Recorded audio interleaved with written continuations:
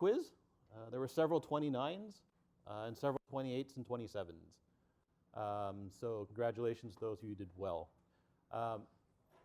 It's actually quite hard to get perfect on this quiz because it's Bash, and it's very easy to make an error, a small error in Bash, which I'm sure all of you have realized by now. So you shouldn't really have expected a super high mark, but people didn't. I think people did generally quite well, so that's good. I guess for now, I'll just quickly take up the quiz. If you have any questions, you can either ask them while I'm talking about the question, or you can ask me about them later. Right. So, question 1. This is basically a repeat of, this is basically an easier version of assignment 1. Right. So you're given a directory structure, and you're asked some basic questions about the directory structure. Right. So question A, what's the name of the root directory? Right. The root directory is always the slash. Right. This one was done surprisingly poorly. So there's lots of unusual answers for this one, right? Root directory is always slash in Unix. Absolute path name. So it's asking you for the absolute path name of sys352, right? There's only one sys352 here, right? So you start at root, home, user2, courses, sys352. Third question, you're in the home directory. You want to list the contents of sys220 and sys352. So you're up here. There's sys220, there's sys352. Right? So to list the contents of sys220, it's ls user1, courses sys220. Right? To list the contents of 352, it's user2, courses 352. Right? The question asks you for one command, so it's just one application of ls. Right? And you just list the contents of the two directories. It's basically asking, do you know can you identify the path name of those two directories? Okay, so you're in sys204 belonging to user1.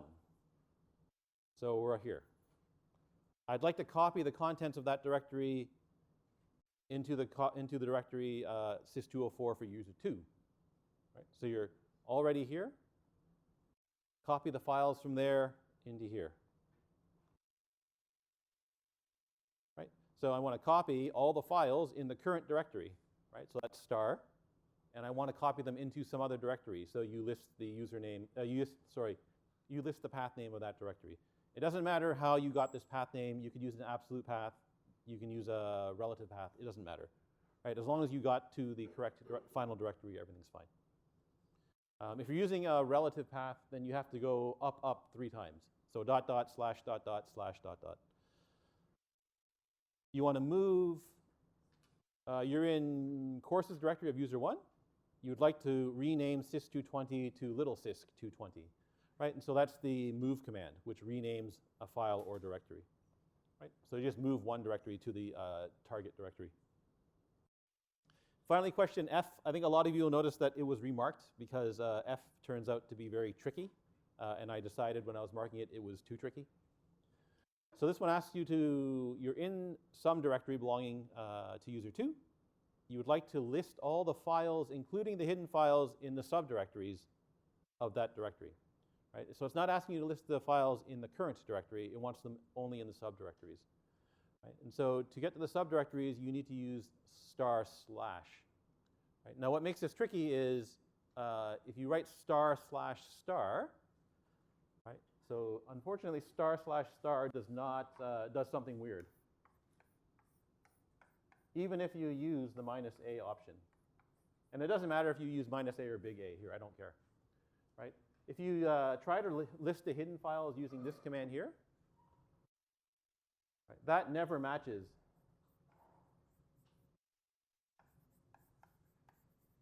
a hidden file. Right, which wasn't exactly clear in the notebooks or in the lecture, right? So if you write this, it lists the contents of the subdirectories here, right? So it lists whatever the contents are, but it doesn't list the hidden files even though you used -a here, because the rule is * never matches hidden files. So I had to go back and remark all of those. Right. ls -a * is also, well, if you just write *, so So if you just wrote, sorry, ls minus a star. So the problem with that is it also lists all the files that are in the current directory, which wasn't asked for. But that's not entirely clear in the question. So again, I had to go back and remark those two. Okay, so these are just basic information questions now, the next 6. Right? So a directory is a file that contains one information. It's just a mapping of the file name to a inode. Right? So the mapping is from the file name to the inode. It's not from the inode to the file name. But if you wrote that, you should have gotten full marks anyway. If you see an OK anywhere on your quiz, it means your answer was technically wrong, but I gave you full marks anyway. Right? So if you see OK anywhere, it means there's something wrong with your answer, but it was good enough for the purposes of the quiz. The exit status question. So if a command completes successfully, it exits with a status of 0. Right? Some people wrote 1, but it's always 0 in bash. This question is basically asking you, so if ls star and ls question mark produce the same output, what do you know about the names of the files? Right? And so you know that, well, ls star question mark matches any single character. Right? So ls star, if ls star produces the same output as ls question mark, all the file names must be single character long. This is just a simple redirection question. So if you want to redirect and overwrite to a file, right, it's some command that produces output. Right? The correct command here is either echo or printf. It's not, a lot of people tried to use cat. Cat will output the contents of a file. Cat won't print a string. Right? So the command print a string is either echo or printf. Right? Single greater than sign to redirect and overwrite. Right? And this one does ask you to overwrite. Right? If you used greater than, that appends to the end of the file. Right? Number of command line arguments in a script is just $number. Concatenate two strings. You just write the two strings side by side with a $sign in front of each string. Right? It doesn't matter if they're quoted or not in this case. This one asks you to print the first half of a string. Right? And so you need to compute how long is the string. Right? That's how long a string is. Right? You need to divide that by 2 because you want the first half of the string. So you divide that by 2. Right? That's an arithmetic operation, so that belongs inside of double brackets. Right? That needs to be an arithmetic expansion. Okay? And now you just use the information given to you here to print the first half of the string. The $sign does not need to be here. And the other weird thing in bash is that, well, never mind. I'll leave. Some people wrote down something else, and the answer is correct, but never mind about that. This is just a simple pipeline question. I guess the problem here is that a lot of people forgot that there was this command called head that will print out the first n lines of a file. Right? So if you want to grab that column, so I want the third column from the file, right? That's cut minus F3. Right? It wants to be sorted, so you pipe that to sort. It wants the output of sort to be saved to a file, so you T that to the file. And then it wants you to only print the first 3, so that's the head command there. There's other ways to do this, right? So if you did, a lot of people remembered assignment 2, so they used the reverse trick, right? They reverse it, they cut the first column, they reverse it back, which is fine, but it's a longer pipeline. Okay, so this one is, again, this is another assignment 2 question, basically. This one, you're given, you're asked to write a script. You're given 2 file names. You want to take the permissions of the first file name and apply them to the second file name. Right? So your script always starts with something like that. Right? I don't think I actually took any marks off if you didn't put that in. I would have written down in red that it should have been there, but I don't think I took any marks off. So the first file is your source file. Your second file is the destination file. You don't have to create these file names. You don't have to create these variable names. You can use $1 and $2. It's fine. Right? You need to get the permissions of the source file, and you need to store that in a variable. Right? And so to get the permissions of the source file, it's the stat command. Right? To store the result of a command in a variable, you need to use a command substitution. Right? So $ round bracket, and then the contents of the stat command. Right? You're told how to use the stat command right there. So you just take that and stick that here. Right? You have to remember that you're passing a variable to a command, right? So source is a variable here, right? $1 would be another way to write this, right? If you're passing something to a command and it's stored in a variable, then it probably needs to be quoted, right?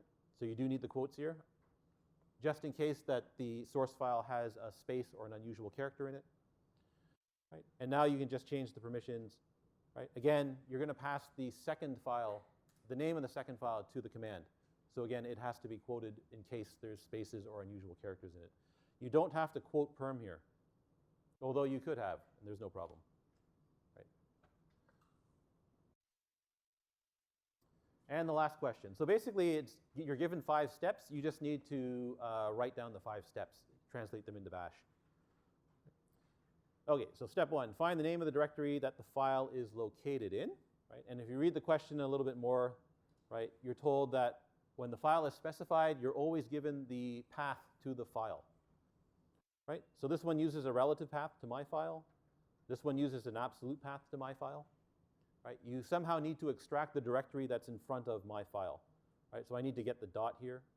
And for this one, I need to get home user1 sum dir, right? And so you're given some information, right? So you're told that if string is a variable, then that thing there expands to the string form by removing the shortest trailing part of string that matches the pattern. Right?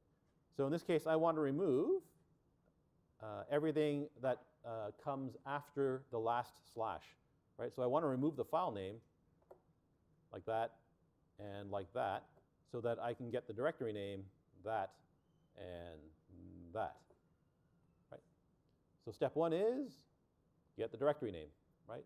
And you just use the string substitution that you were given. Right. Step 2, create a directory name .trash in that directory. So the trash name directory is just that, right? So it's $dir /.trash, right? Because it asks you to make the directory name is .trash, make it in the directory belonging to the file. So make that directory. Again, it has to be quoted, just in case that directory has an unusual character in it. Right. Step 3, change the permissions of that directory so that the owner has all permissions and all other users have no permissions. Right. Okay, so owner is the user, right? So you. So they need to have read, write, and execute permission. Everybody else needs to have no permissions. So comma G0, GO equals nothing. Right? The octal code here is much easier to use.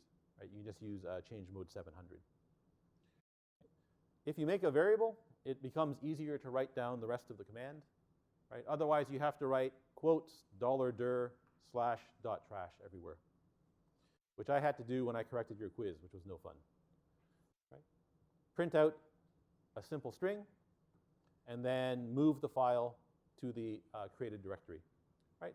So the file you're given from step 1, it's just the first argument, right? And then if you have the trash directory name in a variable, you can just use the variable name here. Again, everything has to be quoted, just in case the path name or the trash directory has an unusual character in it. So one of the common errors in this question was, so the most common error was that people could not extract the directory name. One of the other common errors were, even if you could extract the directory name, instead of creating the trash directory name here, the answer would switch to this directory. Right? So somebody, the answer would be cd to $dir.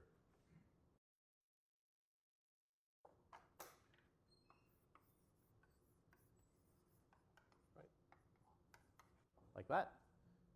You can make this work, but it causes problems later on, right? So if you write that, then the rest of your solution looks like make dir trash. That's fine, right? So switch to the directory, make the directory in that directory, make the trash directory there, change its permissions. Right? And now you run into a problem, right? You want to move the first file into this directory. right? And so if you write move $1 into .trash, right, that doesn't work because that file was specified relative to that directory there, right? It wasn't, sorry, it was specified to, yes, it was, sorry, it was specified relative to the original directory.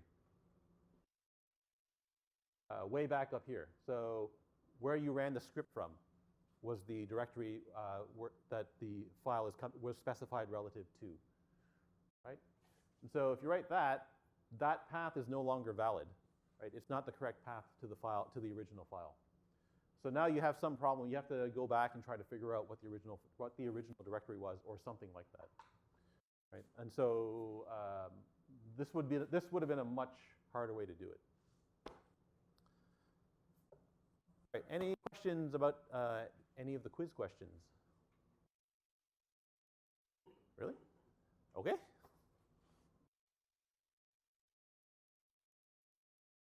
So where are we in the course right now? So we need to talk about if statements, loops, and functions, and then we're basically done with Bash for the course. And so we're going to talk about if statements today. And so these are just your conditional statements in Bash. So you've seen if statements a little bit in the course already, right? So the structure of an if statement in Bash is if.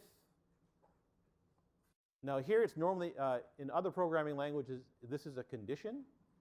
In Bash, it's actually something else, which is a bit weird, right? So in Bash, that's a sequence of one or more commands, right? Which is weird. So you're going to use the command as a condition.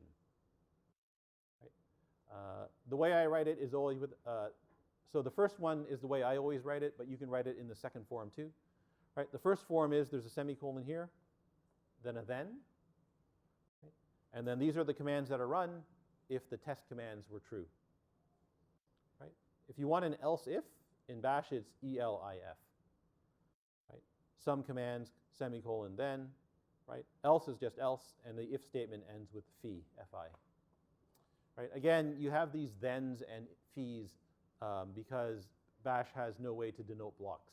Right? There's no brace or spacing or space characters to denote blocks in Bash. Right? If you don't like the semicolon, then you just put the then on a separate line. Right? So if test commands, next line then, right? Else if test commands, next line then, and so on and so forth. It doesn't matter which way you write them, they're both valid. Right? The weird part in Bash is that the commands are used as your test condition. Right? And so why is the exit status important in Bash? It's because the exit status is used as a condition. Right? So all commands should produce an integer exit status where the value of 0 indicates success. Right? Non-zero indicates an error has occurred. Right? So if statements can use the exit status of a command as a condition. Right? So if the exit status of the command is 0, right? In other words, the command succeeded, then the condition is deemed to be true. Right? Otherwise, the condition is deemed to be false. Right? So that's really weird, right? So the condition here, right, is the exit status of a command. If the command succeeded, then the condition is considered to be true. Right? There's even a command called true. Right? And true does nothing except set its exit status to 0. Right? So true seems to do nothing. Right? But if I echo its exit status, it's 0. Right? Similarly, there's a command called false, right, which does nothing. But if I echo its exit status, it's 1, right? So it's non-zero. Right? So you can use the commands true and false as conditions as well. But the reason you can use them is because they're setting their exit status. Right? Okay. So here's a little script that uses an if statement. Right? So if CD, right? So what does CD on its own do? Well, it switches to the home directory of the current user. Right? Oh, sorry, CD $1. So this switches to the directory given by the first command line argument to the script. So if the first command line argument is the name of a valid directory, right, then we will list the contents of that directory. Right? If the first command line argument is not the name of a valid directory or is the name of a directory that we don't have access to, right, then it prints an error. Right?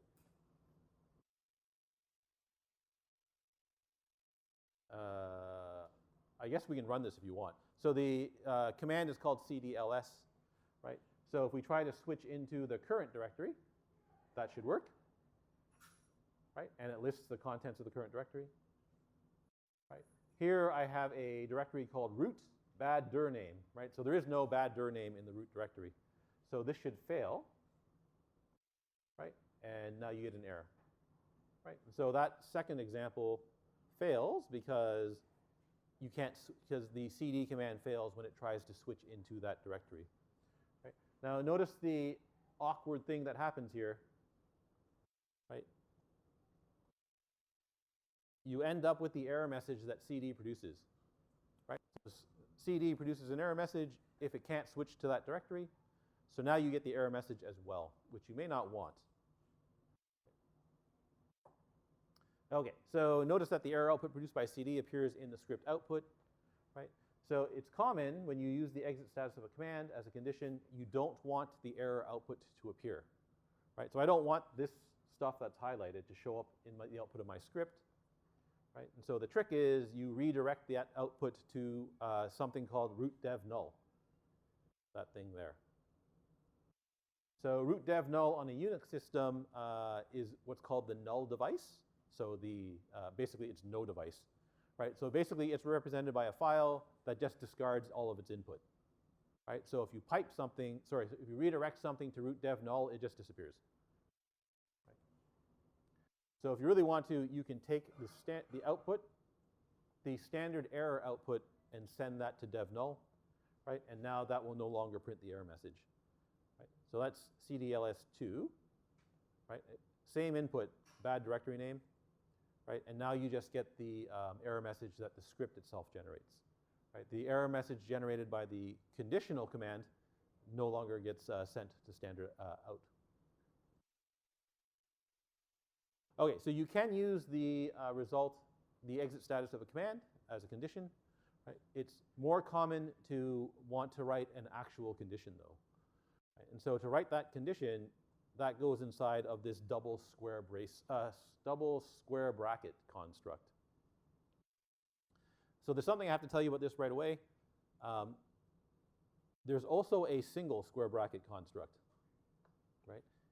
The double square bracket construct is a bash thing, right? So in most of the other Unix shells, they use the single square bracket construct, right? So if you're Googling for answers on the internet, you'll often see the single square brackets instead of the double square brackets, right?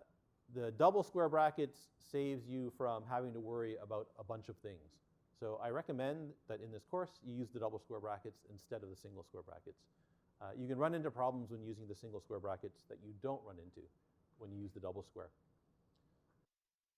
So bash and if you're on a Mac, your Z shell, they both have the double square brackets available to you. Okay, if you really want to know the differences between the two, just hit that link there, and that link will explain to you all the differences between the two. The single square brackets is equivalent to a command called test. Right? So test and the single square brackets, they mean the same thing. So if you ever see the command test in online somewhere, it's the single square bracket construct. Okay, so inside double square brackets, there's no word splitting or file name expansion, right? And that saves you from a lot of headaches, right? It means you generally don't have to double quote stuff inside of the double square brackets, right? So word splitting and file name expansions do not occur inside double square brackets, and that means that when you use a variable, you usually don't have to double quote it. Okay, so what kinds of conditions can you check for? So there's 5 general things that you can check for. Right? There are these things called miscellaneous expressions, right? Which basically is stuff that doesn't fit into the other 4 categories. you can ask questions about files, right? So you can write something or some condition that asks, does the file exist? Is it a regular file? Is it readable? Is it writable? And so on and so on and so forth, right? Not surprising given that files are so important in Unix. There's a bunch of different expressions that you can use to ask questions about strings, right? Is a string empty? Is a string not empty? Are two strings equal to one another? And so on and so forth. If you want to, you can ask questions about integer values. If you want to ask questions about integer values, though, I recommend you don't use the double square brackets, use double round, right? So the double round brackets also works for the arithmetic expressions, right? So if you want to know is x less than 5, just write it inside double round brackets instead of double square. You're going to see in a second that the double square brackets for integer expressions, the condition is written in a strange way. And finally, you've got all of the you can compare things using regular expressions, right? So I can test, does a string match a regular expression? You can't do 5 inside of single square brackets. Okay, so there's a lot of these things that you can test for, and I'm not really concerned if you know all of them, right? So I'm only going to show you the common ones, and even now, even here, there's too many of them.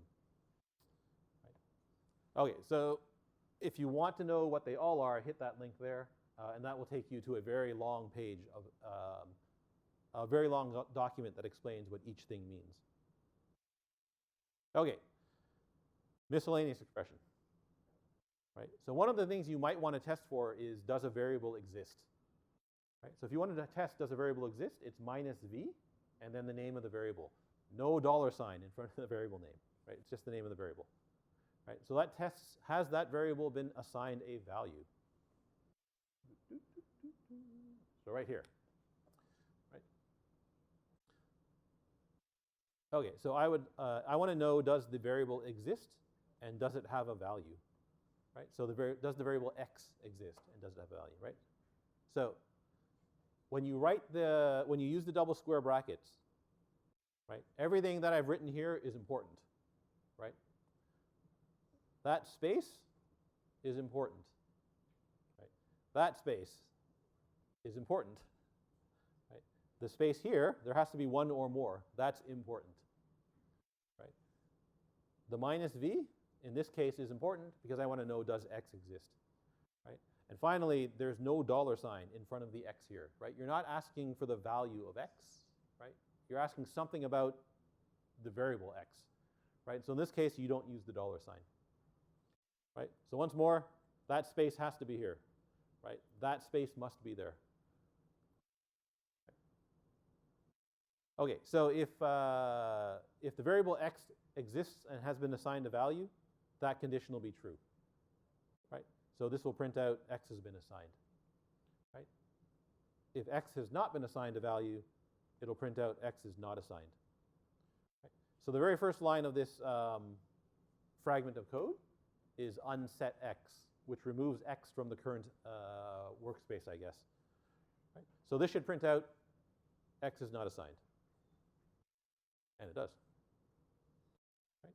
If you actually give x a value, you can set it to whatever you want, right? Sorry, run, right? It says x is assigned, right? Whoops. Anything is allowed to be the empty string here, right? So assigning an empty string to x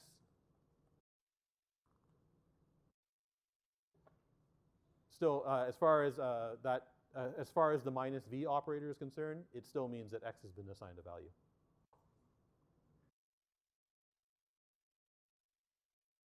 Okay, so that's the one miscellaneous expression that is, I think, is commonly used.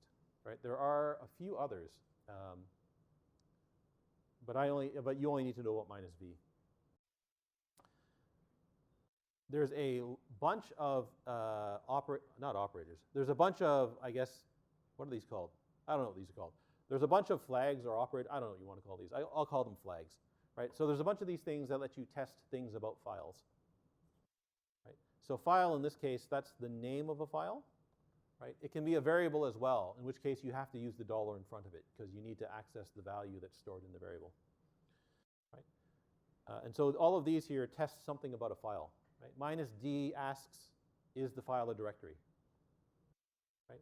Minus E asks, does the file exist, right? It could be anything. It can be a directory, a file, a block special file, or whatever else, right? Any kind of file, right?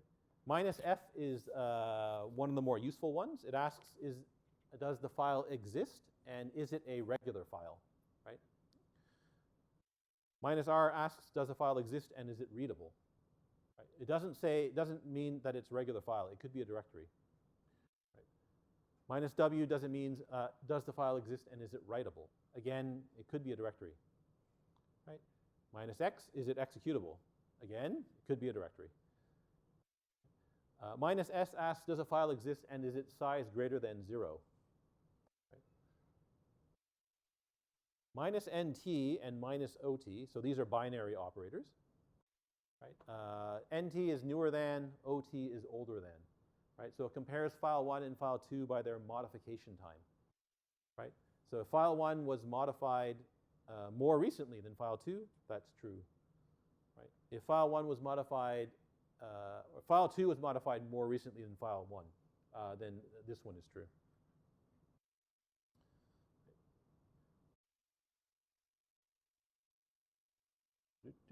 Okay, so here's a script that takes in the name of a file, and then it tries to print out information about the file. All it's going to do is it's just going to apply each one of these flags and look at the output of the if statement.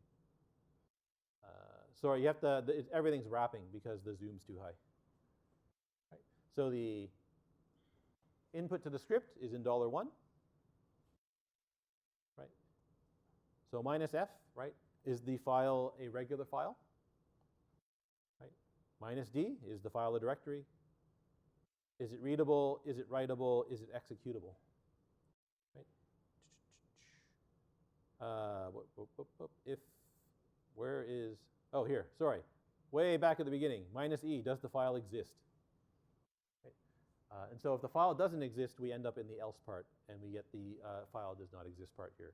Right. Notice that when I'm using file, right, I got the $sign in front of file. File is the variable name, right? I actually need the name of the file, so I need to use the $sign to dereference file. I don't have to double quote, right? Because I'm inside the double square brackets in this case. Right? If you want to, you can double quote it and everything's fine, right? But you don't have to double quote here. Okay, so this tests is in this directory. It's looking for this thing. Sorry, in the scripts directory, I'm going to ask, does the scripts directory actually exist? Not the scripts. Sorry. In the directory above scripts, does the scripts directory actually exist? The answer should be yes. Right? So it turns out scripts is a directory. It's readable, writable, and executable. That should test a regular file. There should be, I guess I deleted something here.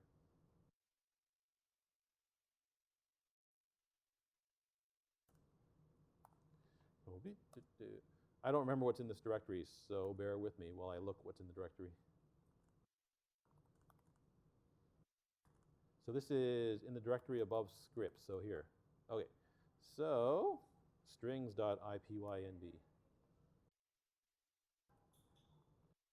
Right, so does the string notebook exist, and is it a regular file, and so on and so forth? Right, yes, it's a regular file, it's readable and writable. Oh, I guess this was actually supposed to be the one, right? So the conditional statement, so the current notebook is a regular file, it's readable and writable, right? And here's a file that doesn't exist, so this should say that the file doesn't exist.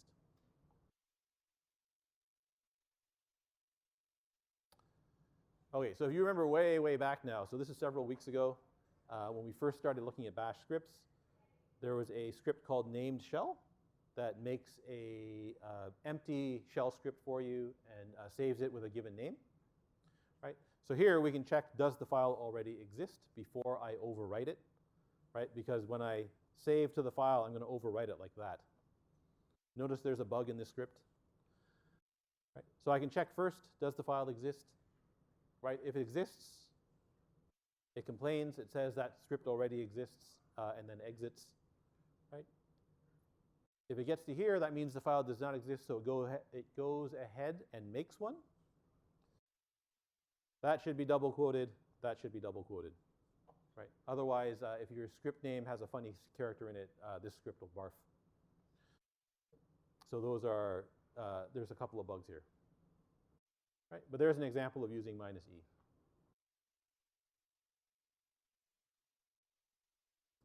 Okay, the string expressions. So these are basically string comparisons, right? There's an interesting one here in that you can pass in just a string, and that will test whether or not the length of the string is not 0, right? So this here and is not 0, right? So it's not 0.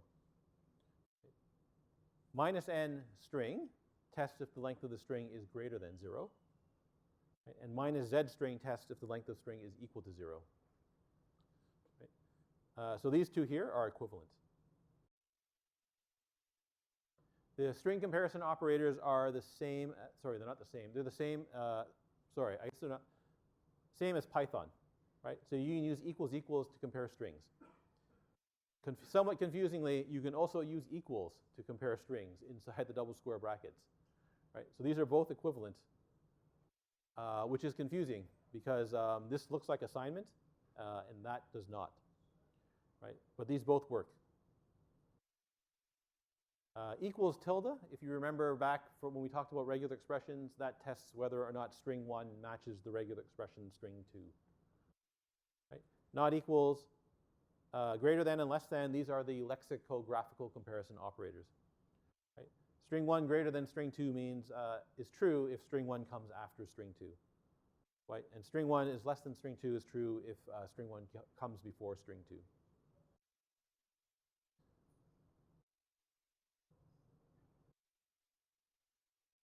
Where are the strings? Here they are. Sorry. Okay, so sometimes you want to know, is a string empty or not, right? This is one of the more common questions on Stack Overflow. How do you test if a string is empty in Bash, right?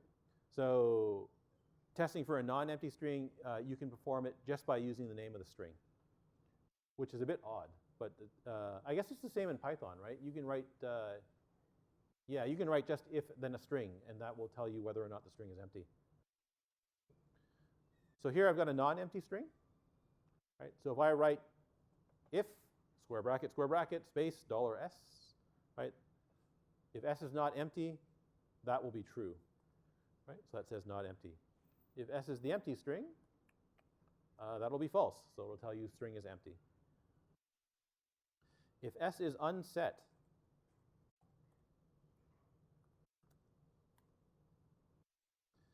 right, it also tells you that it's empty, right? Why does it tell you it's empty? Because when you first use it, it creates the variable s, assigns the empty string to s, and now tests it.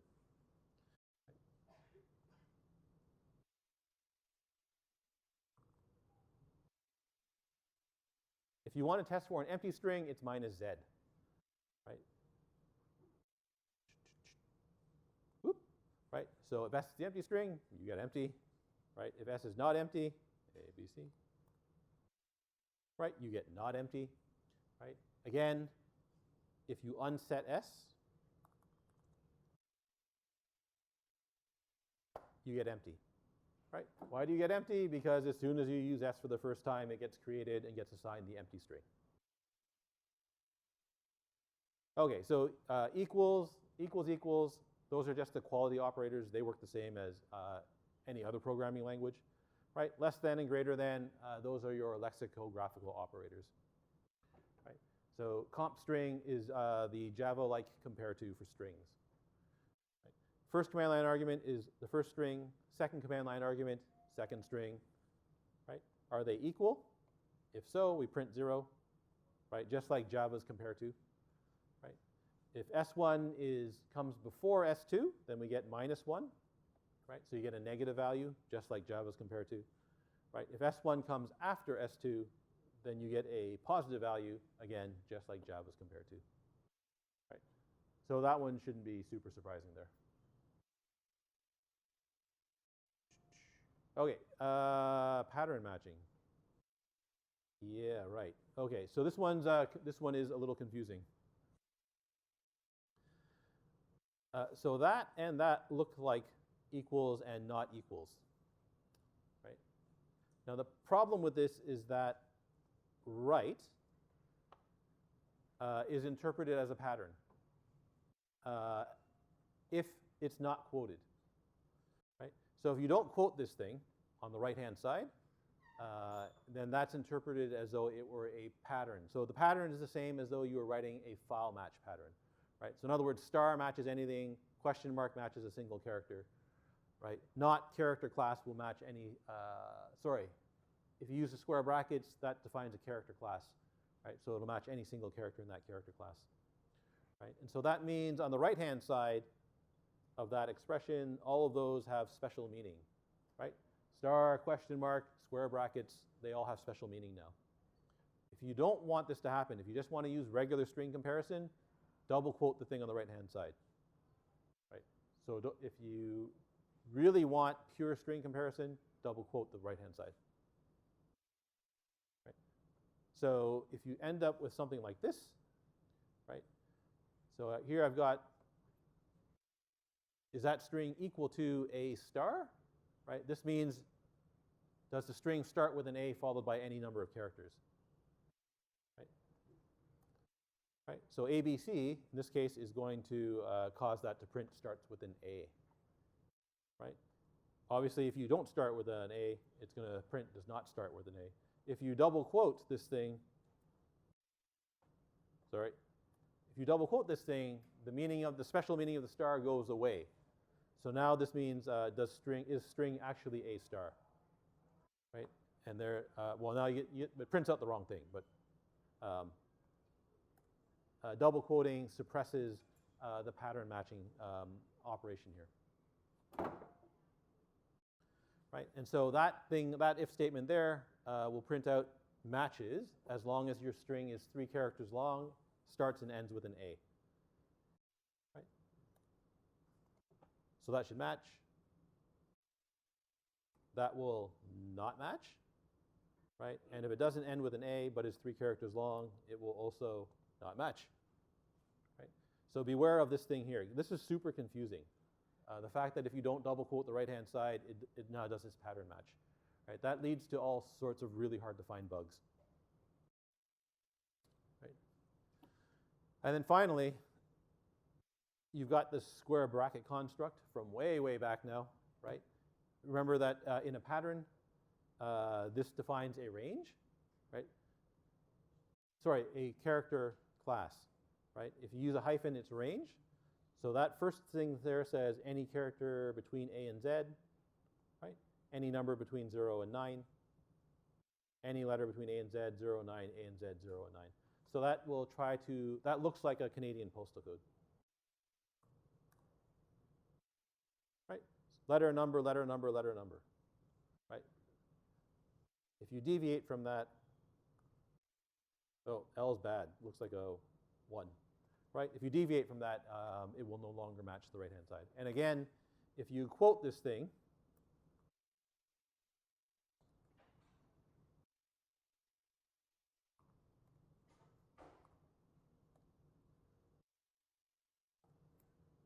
right? So quoting the thing on the right-hand side suppresses the meaning of the square bracket. So now it's going to check, does it actually match that string, right? And of course, it's not going to match that string, right? So you have to be very careful with the quoting, and you always have to remember that it's going to try to do this pattern match if you don't quote the right-hand side. Right? I'm going to call it quits there. We'll finish up the rest of the notebook in the next class.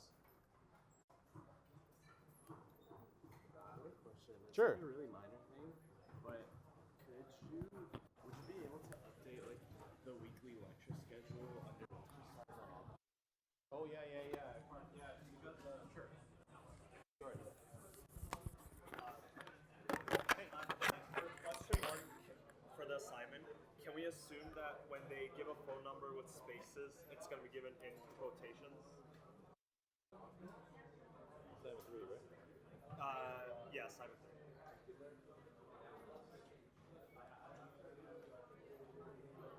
Like, will it always be given in this example? Like, they always use quotations when they're doing that. Oh yeah, yeah, yeah. It has to be quoted. Okay, okay. Otherwise, it's more than one command line. Yeah, that's what I was wondering. Okay, thank you. Sorry, so for question 2, Yep. when we're reading the files and we have to read whether it's a hashtag Yep. for like non-reading, is there ever going to be a case where it's going to be like a tab or a space Oh and no, then a hashtag? you don't have to worry about that. You can just superstar. Okay, thank you.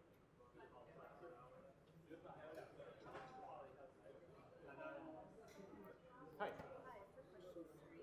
Yep. Yep.